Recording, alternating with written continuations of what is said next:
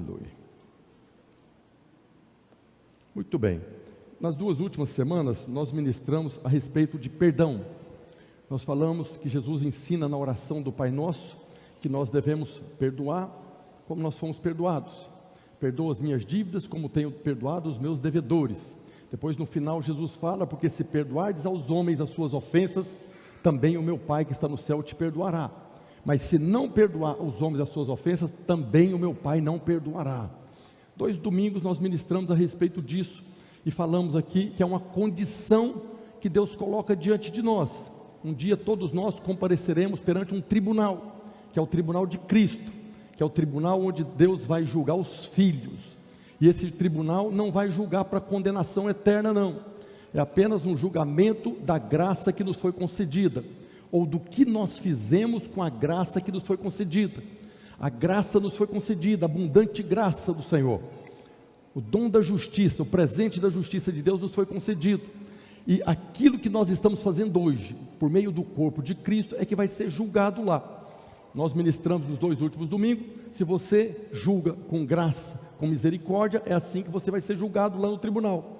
Mas se por acaso você resiste, não perdoa, se você julga com a sua justiça, querendo vingança, ou não perdoando aqueles que te ofendem, então será dessa mesma maneira que nós seremos julgados lá no tribunal. Por isso nós estamos ministrando para que você possa compreender a justiça de Deus.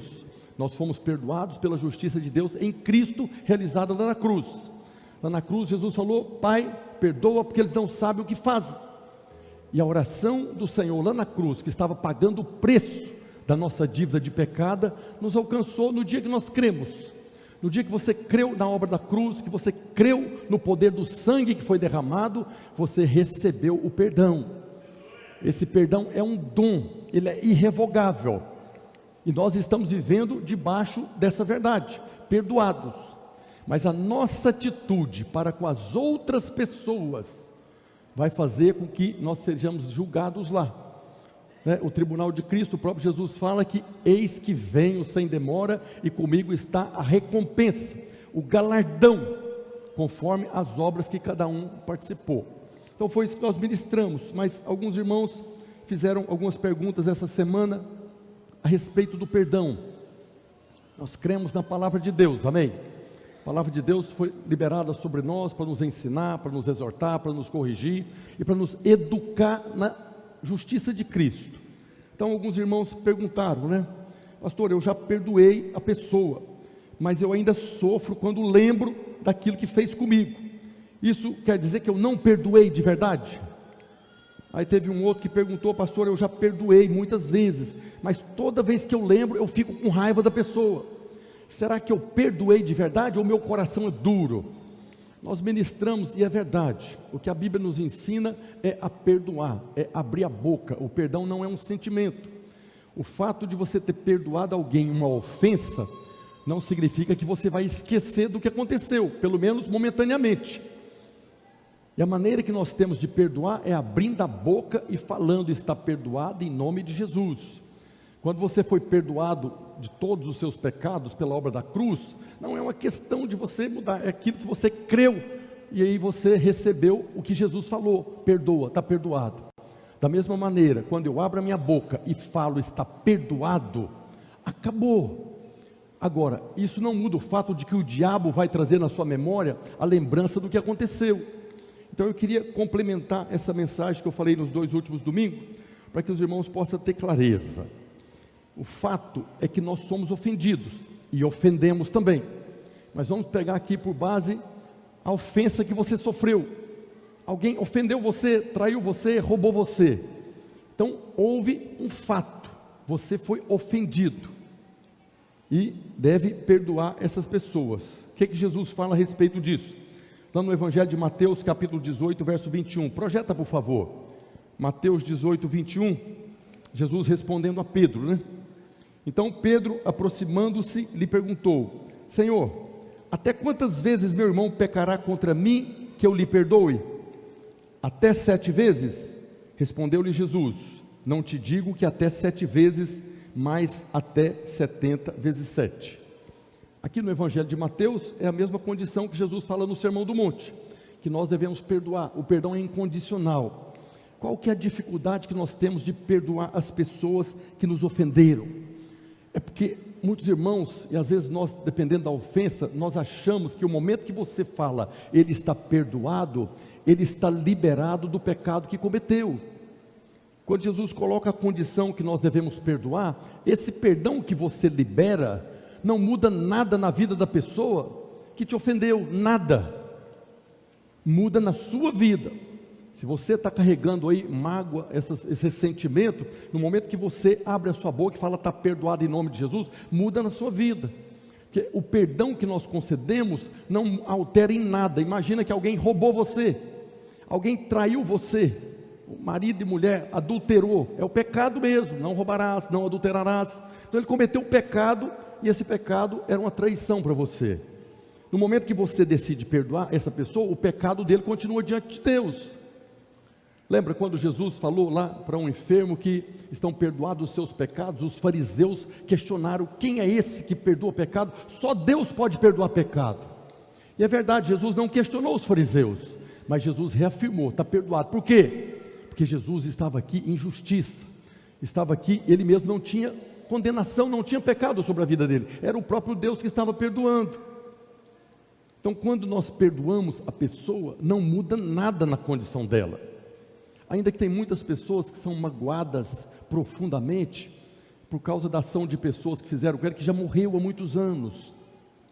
Eu falei aqui de um senhor que estava no encontro uma vez, o pai dele já tinha morrido há 40 anos, e ele estava preso numa cadeia de mágoa, profundamente, assim, família destruída, tudo por causa daquela mágoa. Então, no momento que ele perdoa o pai dele, não muda nada na condição do pai. Quando você abre a sua boca e perdoa a pessoa, você é liberto dessa cadeia de mágoa. Nós vemos Paulo falando, 2 Coríntios, capítulo 2, verso 10. 2 Coríntios 2, 10.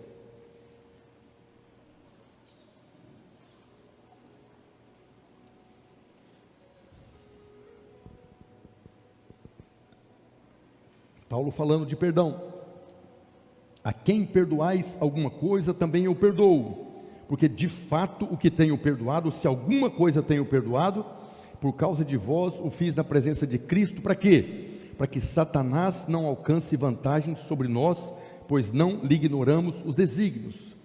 Quando eu guardo mágoa no meu coração, quando eu resisto à vontade de Deus, que é que eu perdoe as pessoas, então nesse momento eu saio da base da justiça de Deus em Cristo, e Satanás agora pode alcançar vantagem na minha vida, na minha casa, na minha família.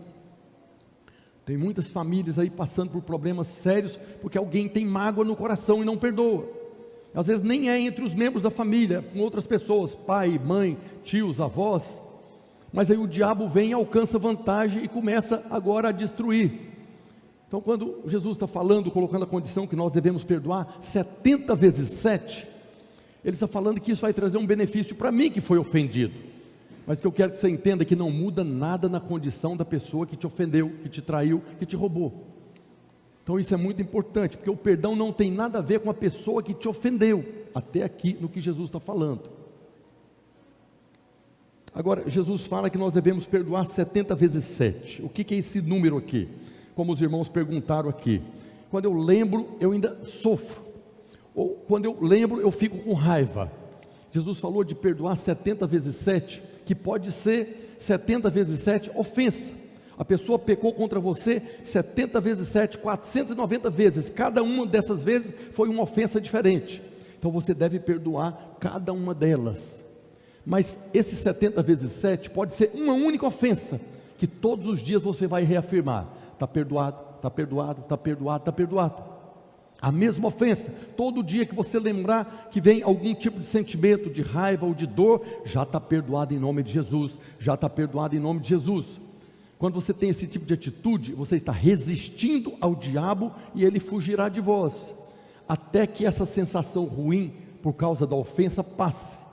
Então, em qualquer circunstância, se é uma ofensa que todo dia você lembra, já está perdoado em nome de Jesus. Você não está perdoando de novo, já está perdoado em nome de Jesus, amém? Ou se a pessoa ofende várias vezes, está perdoado em nome de Jesus, está perdoado em nome de Jesus. Eu estou lembrando de um irmão que foi meu discipulador em Goiânia.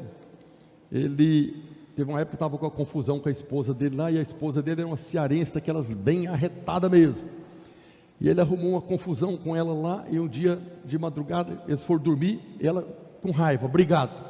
E quando foi de madrugada, ela não conseguia dormir com raiva dele. Ela foi, botou o som lá, aqueles aparelhos digital bem alto mesmo, falou, eu não consigo dormir, você também não vai dormir. E começou a falar um monte de coisa, ele só ficou lá na cama, está perdoado, está perdoado, está perdoado, está perdoado, está perdoado, está perdoado. Que é isso que nós devemos fazer. E mais do que devemos fazer, é só isso que você pode fazer. Porque tem pessoas que ficam esperando a pessoa se humilhar, vir arrastando do chão, para que você possa pisar na cabeça dele e falar, agora está perdoado. Isso não é perdão. Nós precisamos perdoar porque nós fomos perdoados, essa é a condição. Nós só perdoamos porque antes nós fomos perdoados, independente do tamanho da ofensa. Nós ministramos semana passada que aquela pessoa procurou o rei, devia 10 mil denários, uma dívida impagável, 10 toneladas de ouro, e tinha alguém que devia para ele 100 denários, 10 mil reais. Ele recebeu um perdão tão grande, mas não concedeu o perdão para o outro, e por isso ele foi julgado pela sua própria justiça. E aí ele voltou para a cadeia. Mas tem outra coisa que Jesus fala a respeito do perdão de 7 vezes. Aqui em Mateus, Jesus coloca a condição que você deve perdoar, independente da quantidade de vezes, independente da ofensa. Por quê? Porque o perdão faz bem para você. O perdão faz bem para você, para sua família, para sua casa. Mas lá no Evangelho de Lucas, no capítulo 17, verso 3, Jesus acrescenta algo nessa mensagem. Então lá Jesus fala, acautelai-vos, tenha cuidado, se teu irmão pecar contra ti, repreende-o, se ele se arrepender, perdoa-lhe, se por 7 vezes no dia pecar contra ti, e 7 vezes vier ter contigo dizendo, estou arrependido, perdoa-lhe. Então aqui Jesus já não coloca mais a condição apenas de perdoar, ele fala que se a pessoa que te ofendeu, se o teu marido te ofendeu, se a tua esposa te ofendeu, se o teu filho, se o teu pai, 7 vezes no dia, pecar contra você, e arrependido vir pedir perdão, perdoa. Mas o que Jesus está acrescentando aqui, não é que você vai perdoar apenas se a pessoa está arrependida. O que Jesus está falando aqui é a respeito da condição que a pessoa tem com você. Então imagina um relacionamento de marido e mulher, e aí um dos dois comete adultério, traiu, houve uma ofensa. Aí Jesus está falando, se ele arrependido vir pedir perdão, perdoa e restaura a posição. Cometeu adultério, agora ele chega profundamente arrependido, e eu já vi isso dezenas, talvez centenas de vezes, faz uma bobagem, seja o marido ou a esposa, e vem acabado, arrependido. Aí Jesus está falando, perdoa e coloca ele na posição de novo. Mas se ele pecar contra ti e não arrepender, perdoa, mas não restaura a posição, amém?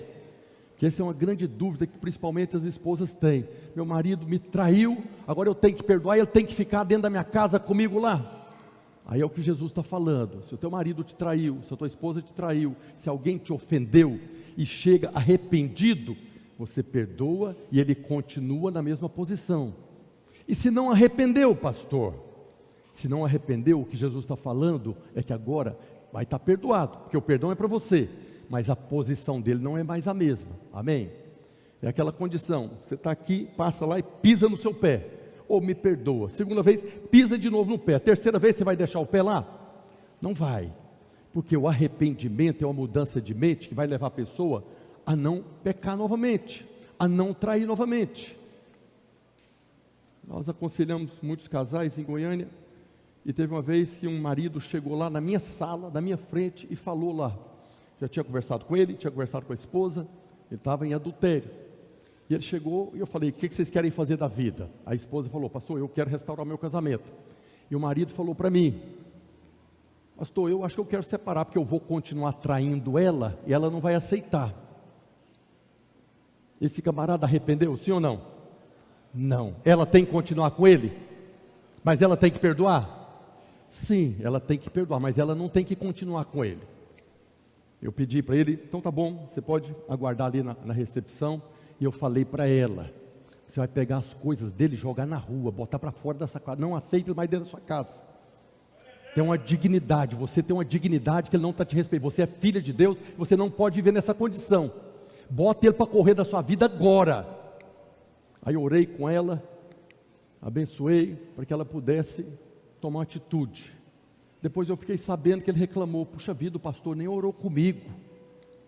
Ela me contou, eu falei: só se fosse para entregar para Satanás, para destruir o corpo, para salvar alguma coisa no dia do juízo. O cara fala na minha frente que vai continuar traindo a esposa, ainda quer oração. Então as coisas de Deus são retas, amém? Nós completamos domingo passado aqui, aleluia, glória a Deus, 34 anos de casados, vivendo uma vida abençoada, 34 anos de confiança. Se eu cometo um adultério, acabou a confiança, zero. Aí ela me perdoa, porque eu arrependi. Mas no momento que ela perdoou, ela tem que confiar tudo de novo, sim ou não? Claro que não, a confiança foi quebrada, a confiança é conquistada, amém? Então a confiança é conquistada, você durante a sua vida conquistou uma confiança com as pessoas. A partir do momento que houve a traição, acabou a confiança, zerou. O perdão abre um crédito para que eu possa conquistar de novo a confiança. Também já muitos maridos lá chegam reclamando: ah, pastor, ela disse que me perdoou, mas me joga na cara todo dia. É claro, perdeu a confiança. Vivia muito bem em paz. No dia que você cometeu adultério, acabou a confiança. Você chegou 1 minuto atrasado, ela vai jogar na sua cara: onde é que você estava?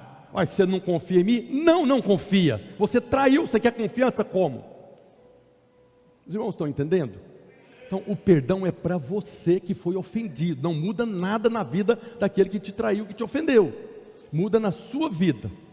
A confiança agora é outra história.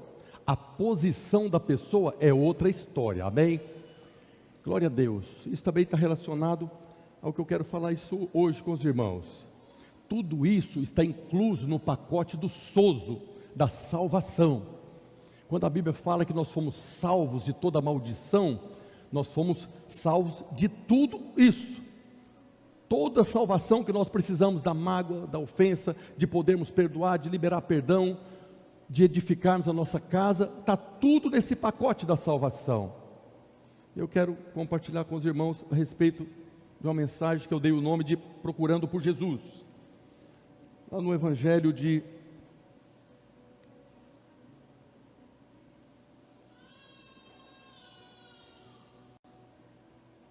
Lucas, no capítulo 18, a partir do verso 9, Jesus conta uma parábola. Lucas 18, verso 9, ele diz: propôs também esta parábola a alguns que confiavam em si mesmos, por se considerarem justos e desprezavam os outros. Esses que confiavam em si mesmos são as pessoas que não perdoam. Quem não perdoa, ele não perdoa porque ele está falando: eu sou melhor do que ele, eu não preciso perdoar. Eu posso comparecer diante de Deus com a minha própria justiça, porque eu sou muito melhor do que esses pecadores miseráveis aí. Por isso que nós seremos julgados no tribunal de Cristo. Se eu acho que eu sou muito melhor do que os outros, que eu não preciso perdoar, porque eu nunca ofendi ninguém, então essa é a medida que você vai ser medido no tribunal de Cristo. Então Jesus está contando uma parábola, falando aqui para algumas pessoas. A parábola era para essas pessoas que se julgavam justos. E ele diz: 2 homens subiram ao templo com o propósito de orar. Um fariseu, fala fariseu, e o outro publicano, fala publicano.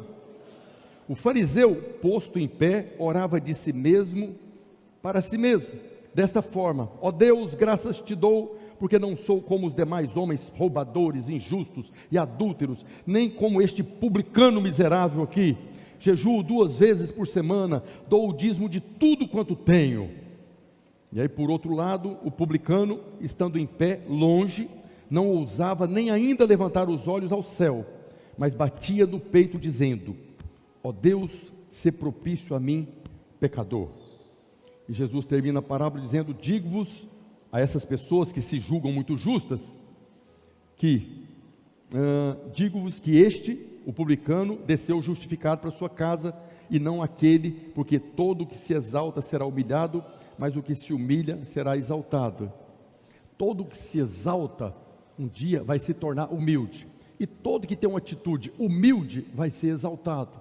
Eu gosto sempre de trocar essas palavras, porque a palavra humilhado, todo aquele que é humilhado, que se humilha, vai ser exaltado. Não, todo aquele que é humilde, que tem uma atitude humilde diante de Deus, humilde diante dos homens, vai ser exaltado.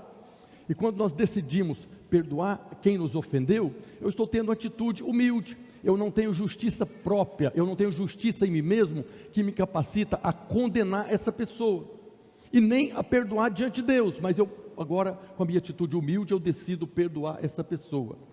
Então Jesus conta um caso aqui, uma parábola de duas pessoas, um publicano e um pecador. E eu quero falar de dois homens que se encaixam perfeitamente nesse perfil aqui. São dois homens, o publicano é Zaqueu e Nicodemos é o fariseu. Então eu quero fazer uma comparação a respeito desses dois homens, para que a gente possa tirar um ensino da palavra de Deus. Então eu quero falar desses dois personagens que tiveram uma mesma atitude. Esses dois personagens, Zaqueu e Nicodemos, os dois procuraram Jesus. Por isso o título da palavra, Procurando Jesus. Esses dois personagens tinham uma posição na sociedade completamente contrária. Eles estavam em extremos opostos, a posição deles na sociedade. Eu quero ler o texto de Zaqueu, está lá em Lucas capítulo 19, a partir do verso 1. Projeta, por favor, Lucas 19, verso 1. São textos muito conhecidos dos irmãos. Nós até pregamos isso aqui no encontro. Então Jesus, entrando em Jericó, atravessava Jesus a cidade. Eis que um homem chamado Zaqueu, maioral dos publicanos e rico, procurava ver quem era Jesus. Ele estava procurando Jesus, mas não podia, por causa da multidão, por ser ele de pequena estatura. Então, correndo adiante, subiu a um sicômoro, a uma árvore, a fim de vê-lo, porque por ali havia de passar. Quando Jesus chegou àquele lugar, olhando para cima, disse-lhe: Zaqueu, desce depressa, pois me convém ficar hoje em tua casa. Ele desceu a toda pressa e o recebeu com alegria. Zaqueu, publicano, recebeu Jesus com alegria. Todos os que viram isto murmuravam, dizendo que ele se hospedara com um homem pecador. Entre mentes, Zaqueu se levantou e disse ao Senhor: Senhor, essa é uma palavra-chave. Zaqueu olhou para Jesus e o chamou de Senhor, de Yahvé, de Jeová, reconhecendo que ele era Deus. Senhor, resolvo dar aos pobres a metade dos meus bens, e se em alguma coisa tenho defraudado alguém, restituo 4 vezes mais. Então Jesus lhe disse: hoje houve salvação nesta casa, pois que também este é filho de Abraão, porque o Filho do Homem veio buscar e salvar o perdido. Esse é o texto a respeito de Zaqueu. Agora eu quero ler o texto que fala de Nicodemos, que está lá no Evangelho de João, capítulo 3, a partir do verso 1. De Nicodemos diz a Bíblia: havia entre os fariseus um homem chamado Nicodemos, um dos principais dos judeus. Este de noite foi ter com Jesus e lhe disse: Rabi, sabemos que és mestre vindo da parte de Deus, porque ninguém pode fazer estes sinais que tu fazes se Deus não estiver com ele. Nicodemos estava reconhecendo que Jesus era da parte de Deus. A isto respondeu Jesus: em verdade te digo, que se alguém não nascer de novo, não pode ver o reino de Deus. Perguntou-lhe Nicodemos: como pode um homem nascer sendo velho? Pode porventura voltar ao ventre materno e nascer segunda vez? Respondeu Jesus: em verdade te digo, quem não nascer da água e do Espírito, não pode entrar no reino de Deus. O que é nascido da carne é carne, e o que é nascido do Espírito é Espírito. Não te admires de eu te dizer: importa-vos nascer de novo. O vento sopra onde quer, ouves a sua voz, mas não sabe de onde vem nem para onde vai. Assim é todo o que é nascido do Espírito. Então lhe perguntou Nicodemos: como pode suceder isto? Acudiu Jesus: Nicodemos, tu és mestre em Israel e não compreende estas coisas? Em verdade te digo que nós dizemos o que sabemos e testificamos o que temos visto, contudo não aceitais o nosso testemunho. Jesus está falando: Nicodemos, você não aceita o meu testemunho. Se tratando de coisas terrenas, não me credes, como crereis se vos falar das celestiais? Ora, ninguém subiu ao céu, senão aquele que de lá desceu, a saber, o Filho do Homem que está no céu. E do modo por que Moisés levantou a serpente no deserto, assim importa que o Filho do Homem seja levantado, para que todo o que nele crê tenha a vida eterna, seja salvo. Então esses dois textos aqui, que são muito conhecidos, contam a história desses dois homens.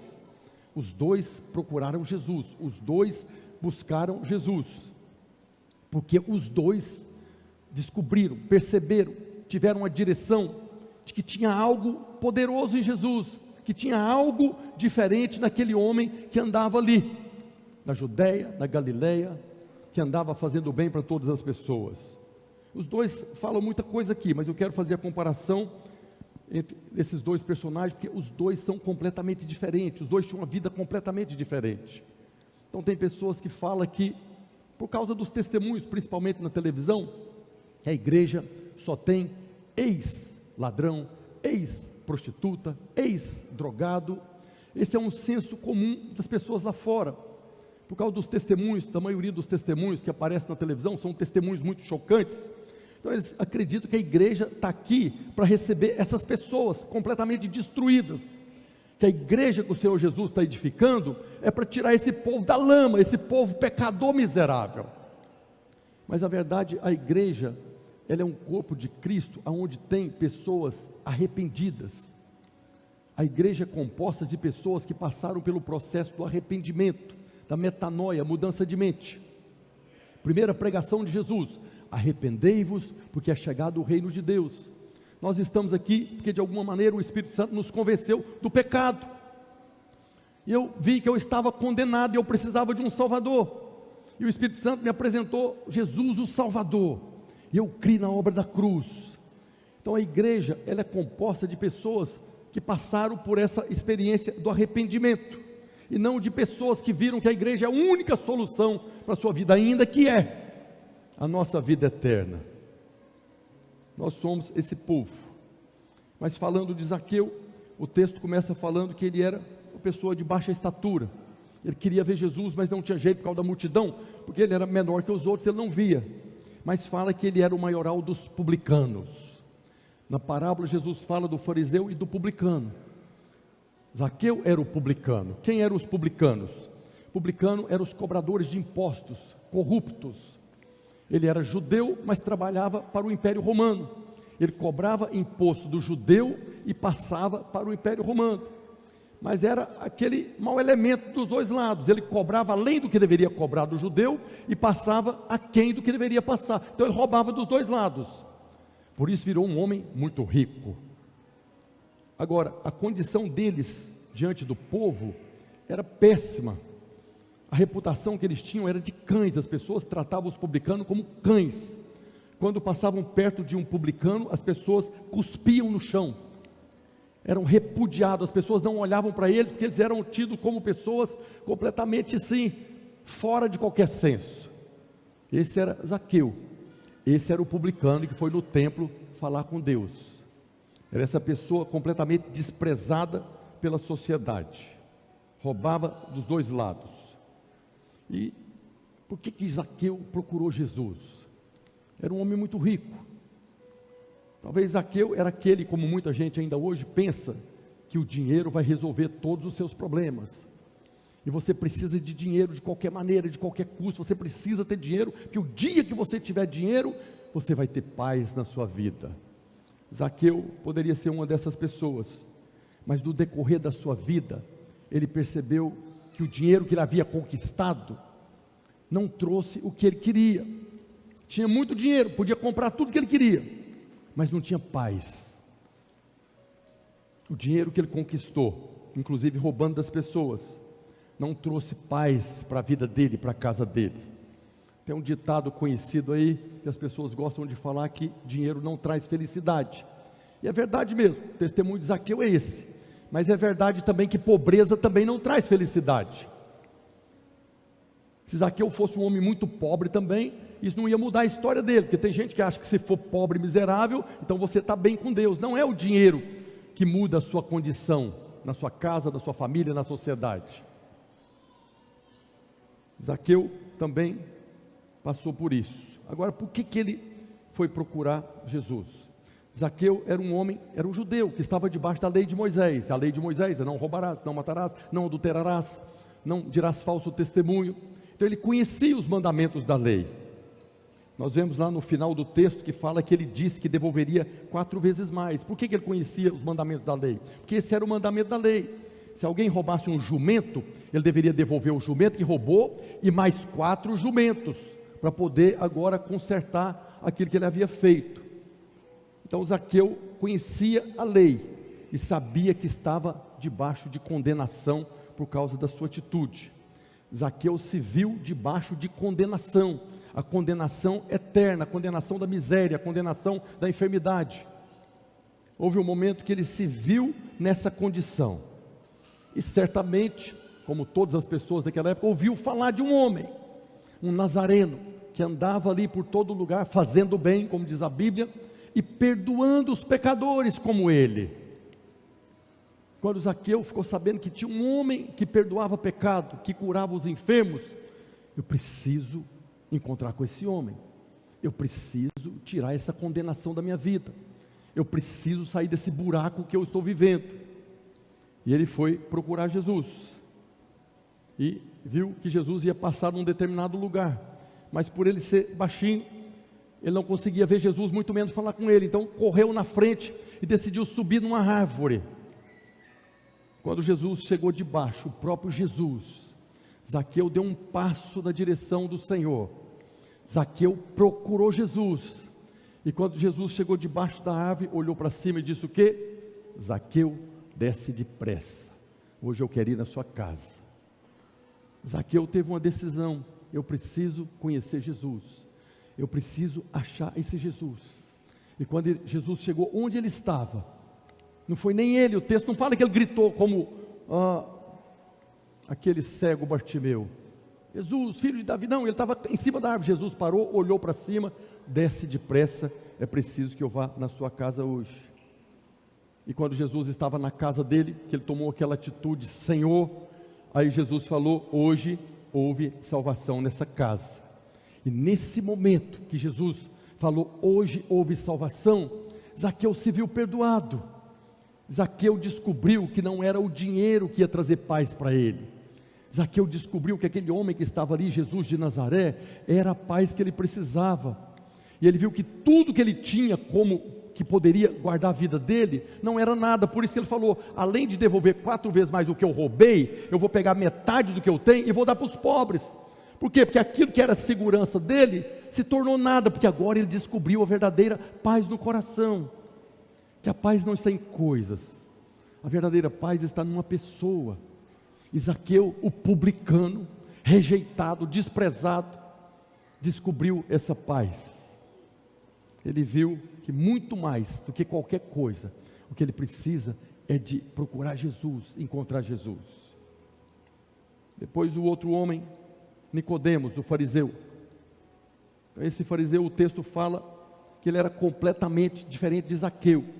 Enquanto Zaqueu era o maior dos publicanos, o maior dos corruptos, Nicodemos era um dos principais dos judeus e mestre em Israel.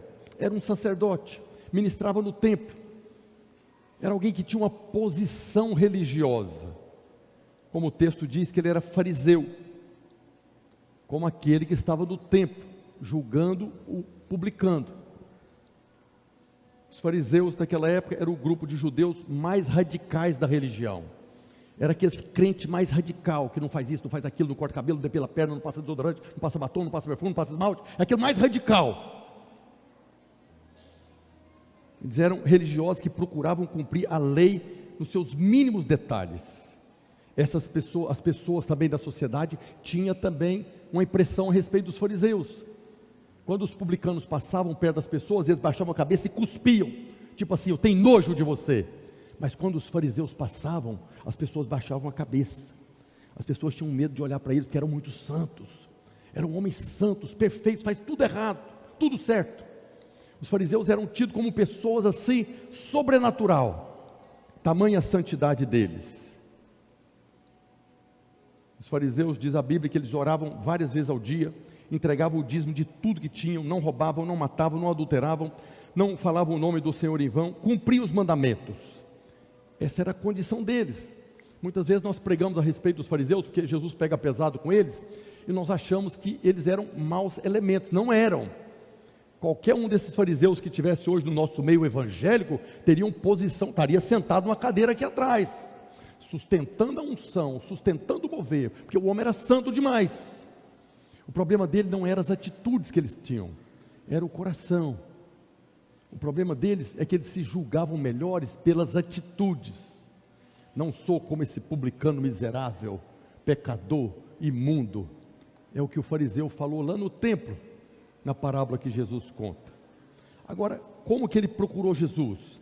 Zaqueu foi durante o dia, no meio da multidão, né? Teve uma atitude ali, se expôs ao ridículo subindo numa árvore. Não era um jovem, não era um menino, era um senhor já. Ele subiu na árvore, todo mundo viu Zaqueu procurando Jesus de dia. Mas o Nicodemos foi sozinho e à noite, para ninguém ver. Sozinho e à noite procurou Jesus, escondido. Por que essa diferença? Porque Zaqueu não tinha nada para esconder. Zaqueu não tinha nenhum problema de se expor no meio da multidão, porque todo mundo sabia que ele era ladrão. Todo mundo sabia quem era Zaqueu. As pessoas desprezavam, então ele não tinha problema. Todo mundo sabe que eu sou esse lixo aqui mesmo. Mas Nicodemos não, Nicodemos tinha uma reputação. Eu sou o sumo sacerdote, eu sou o maioral dos fariseus, eu ministro no templo. Como é que eu vou procurar esse Jesus? Por isso ele foi de noite. Não procurou Jesus de dia. A reputação dele. Ele próprio se achava santo. Mas também, como Zaqueu, tinha algo em Jesus que confrontava ele. Ele mesmo fala, né? Que Jesus fazia muitos sinais, que era certo que Deus estava com ele. E o fariseu Nicodemos também sabia que Jesus perdoava pecados, o que era um absurdo para os fariseus. Questionaram Jesus a respeito disso. E Jesus, além de perdoar pecado, ele fazia sinais inquestionáveis. Então diz lá, Nicodemos, quando procurou Jesus à noite: Rabi, sabemos que és mestre vindo da parte de Deus, porque ninguém pode fazer estes sinais que tu fazes se Deus não estiver com ele. Ele estava falando aos milagres: paralítico anda, surdo passa a ouvir, cego passa a enxergar, e também perdoava pecado. Esse camarada faz uns sinais extraordinários e ele ousa perdoar pecado. Tem alguma coisa nesse homem que eu preciso conhecer, pensou o fariseu Nicodemos. Mas Jesus conhecia os fariseus, e mesmo ele tendo essa atitude de procurar Jesus, Jesus falou para ele na hora. Quando ele chegou e falou com Jesus, Jesus já respondeu na hora: em verdade te digo, Nicodemos, se não nascer de novo, não pode ver o reino de Deus. O que é nascido da carne é carne, o que é nascido do Espírito é Espírito. Jesus estava falando para o fariseu Nicodemos: apesar de você viver essa religião rigorosa, praticando todo tipo de ritual, a religião em si mesmo não salva, as suas ações não salvam, tem que nascer de novo. Qual que é a metodologia de todas as religiões? Faz o bem que você fica bem com Deus, faz o mal que você está mal com Deus. Quer entrar no céu? Ajuda os pobres, faz um monte de caridade aí, faz a coisa certa que você entra no céu, faz a coisa errada que você vai para o inferno. É o São Pedro que está com a chave lá na porta do céu. Chegou lá, põe na balança, se foi mais bem do que mal, entra para o céu, foi mais mal do que bem, vai para o inferno. É o senso comum dos religiosos. Mas Jesus foi simples, curto e grosso: se não nascer de novo, não vai entrar. Se não nascer de novo, não vai entrar. Então tem muitas pessoas que acham que o reino de Deus se conquista por cumprir obrigações com Deus. Não, já fui na igreja, hoje é dia de ceia, eu já fui, tá bom, esse mês não precisa voltar mais não. Então já estou bem com Deus, já cumpri minha obrigação, então está tudo beleza. Tem gente que pensa assim, sim ou não? Já pensou assim, sim ou não? Sim, já pensei assim. Uma vez meu pai falou, né? A gente era pequeno, meu pai sempre pegava no pé: tem que ir para a igreja, e tem mesmo. Mas ele falava: se você for lá, já cumpriu a obrigação, tá bom, o mínimo é ir para a igreja, para você ter revelação do que é o próprio Deus. Não é só ir para a igreja, precisa conhecer, precisa saber que tem que nascer de novo. O fato de você ser membro de uma igreja não garante que você entra no céu. O fato de você participar de uma célula, de vir no arraiar, de contribuir, não garante. Jesus está falando, tem que nascer de novo. Tem que nascer de novo. Se não nascer de novo, esquece.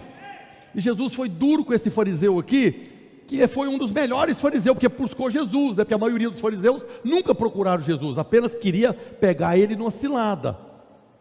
E conseguiram depois, mataram ele.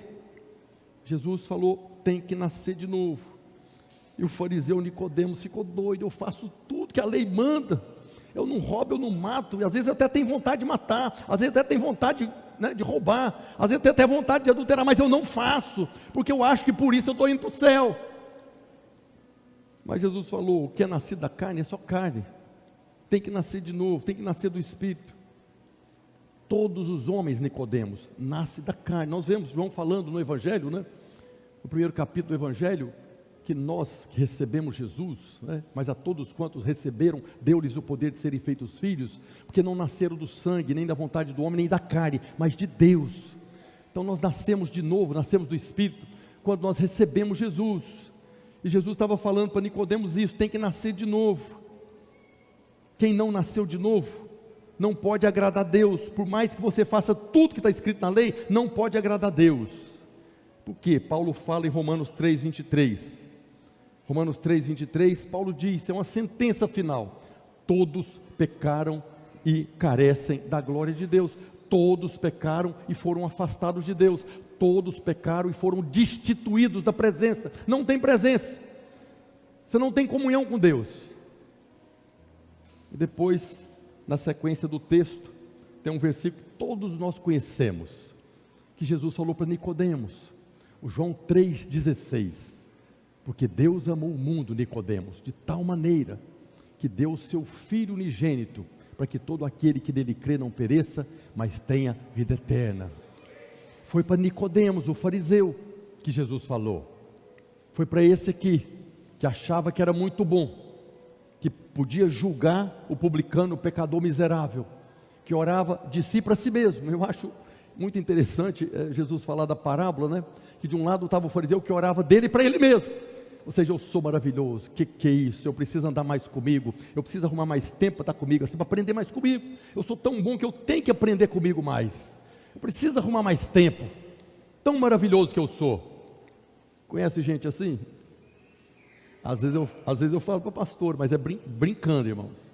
Rapaz, eu preciso andar mais comigo, eu preciso ter mais tempo para estar comigo. Eu sou tão maravilhoso, eu estou perdendo tempo com muita gente, eu tenho que andar comigo mesmo. Eu estou orando de mim para mim mesmo. Fariseu, só brincando, tá bem? Jesus falou para o fariseu, porque Deus amou o mundo, Nicodemos, de tal maneira, que deu o seu Filho unigênito, para que todo aquele que nele crê, não pereça, mas tenha a vida eterna.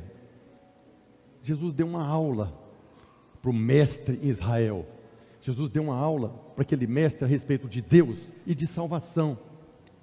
Jesus mostrou para ele, você não conhece nada, Nicodemos, tudo que você faz aí, e ensina, porque você é mestre, isso aí não muda nada, nem na sua vida, nem na vida das pessoas, que conhecia o coração de Nicodemos. Jesus conhecia o coração de Nicodemos, que era cheio de reputação. E no Evangelho de João, no capítulo 12, verso 42, João 12, 42, nós vemos a Bíblia falando algo que nós podemos usar para o fariseu Nicodemos. Contudo, muitos dentre as próprias autoridades, lembra que Nicodemos era um dos maiorais dos fariseus, dos judeus. Contudo, muito dentre as próprias autoridades creram nele, mas por causa dos fariseus não o confessavam, para não ser expulsos da sinagoga, porque preferiram a glória dos homens do que a glória de Deus. Paulo fala que todos pecaram e perderam a glória de Deus. E a maneira de você ter a glória de Deus novamente é recebendo aquele que Deus deu, porque amou de tal maneira. Mas aqui o texto está falando que muitos creram em Jesus, porque viu o milagre, porque foram perdoados, mas não confessaram, porque os fariseus, como Nicodemos, estavam ali, se confessar, ele está expulso da sinagoga. As pessoas não confessavam Jesus, porque eles achavam que ser expulso da sinagoga era uma coisa ruim, mas se eles fossem expulsos da sinagoga, seria maravilhoso para eles. Ele sairia da religião dos homens, para o reino do Filho do seu amor. Então tem muitas pessoas vivendo uma religião terrível, e não sai da religião, porque se sair está amaldiçoado, para viver a vida na liberdade da glória dos filhos de Deus, porque tem medo da maldição dos homens. Estão presos na sinagoga da religião, e não confessam Jesus, porque tem medo de perder alguma coisa dessa terra, quando dessa terra não vai sobrar nada. Aparentemente, fariseu Nicodemos foi um desses, que creram em Jesus, mas não confessaram. Zaqueu, o publicano, o pecador, recebeu logo. Zaqueu, desce daí, que eu tenho que ir para sua casa hoje. No meio da multidão, as pessoas falam, que é isso? Como é que Jesus faz um negócio desse? Ir para a casa de um pecador miserável desse, um cão desse. Zaqueu recebeu com alegria, diz o texto. Nicodemos, apesar de tudo, não confessou, ainda que possa ter crido. Pelo menos nesse texto aqui não fala que Nicodemos recebeu Jesus, mas o texto está falando que não basta crer, tem que confessar. E Paulo explica isso para nós. Todo domingo nós fazemos uma oração aqui, que na carta aos Romanos, capítulo 10, verso 9, Paulo fala: se você crê com o coração, então com a sua boca confessa Jesus como Senhor, e em seu coração creres que Deus ressuscitou dentre os mortos, será salvo. O Evangelho de João fala que muitos creram em Jesus, mas não confessaram, porque tinha medo dos homens, da religião dos fariseus. E aqui Paulo está falando: se com a tua boca confessares Jesus como Senhor, e em teu coração creres que Deus o ressuscitou dos mortos, será salvo. Esse crer que Deus ressuscitou dos mortos é você crer na obra da cruz, porque Ele morreu, foi na cruz, e Ele morreu por um propósito, que é os nossos pecados, e Ele morreu e foi para o inferno, e depois Ele ressuscitou, porque Ele mesmo não tinha pecado, era santo. Então quando eu confesso essa verdade, eu recebo agora o Filho de Deus como meu Senhor e Salvador, e sou salvo. Mas a Bíblia faz um outro alerta, lá em 1 João, primeira carta de João, capítulo 4, verso 2.